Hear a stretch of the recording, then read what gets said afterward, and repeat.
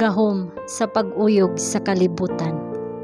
2 Corinto Kapitulo 6 versikulo 7. Sa pulong sa kamatuoran, sa gahom sa Dios, sa mga hinagiban sa katarungan sa tuong kamot ug sa wala.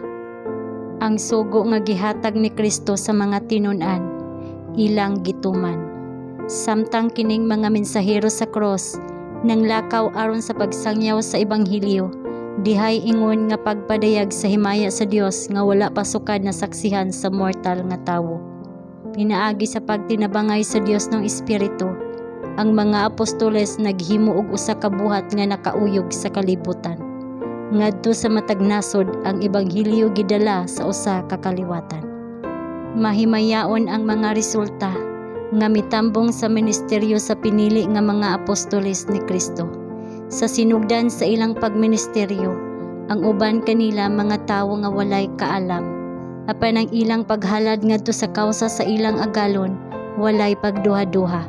Ug ubos sa iyang pagtudlo, nakabaton sila og usa ka pangandam alang sa dakong buhat nga gitugyan ngadto kanila.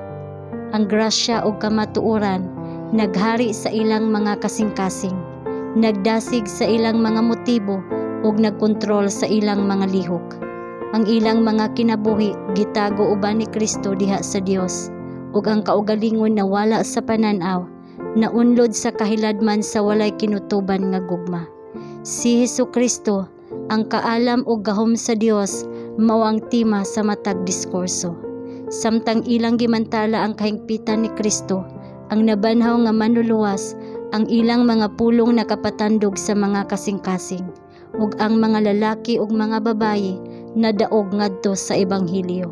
Ang mga panon sa katawhan nga nagbiay-biay sa ngalan sa manluluwas ug nagtamay sa iyang gahom, karon misugid sa ilang kaugalingon nga mga disipulo sa gilansang sa cross.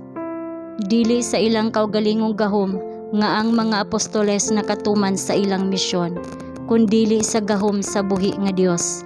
Ang kaamguhan sa kapangakuhan nga gisangon kanila nagputli ug nagpadato sa ilang kasinatian, ug ang grasya sa langit na padayag diha sa mga pagdaog nga ilang nakab-ot alang kang Kristo. Uban sa gahom sa makagagahom, ang Dios mibuhat pinaagi kanila sa paghimo sa maayong balita nga magbadaogon. Ingon nga si Kristo nagpadala sa iyang mga tinun-an, mauusab karon siya nagpadala sa mga miyembro sa iyang simbahan. Ang samang gahom nga nabatunan sa mga apostoles alang usab kanila. Kung ilang himuon ang Dios nga ilang kusog, siya magabuhat uban kanila, ug sila dili maghago nga kawang. Himua nga sila makaamgo nga ang buhat diin sila nagbuhat, mao ang usa diin ang Ginoo mibutang sa iyang siliw.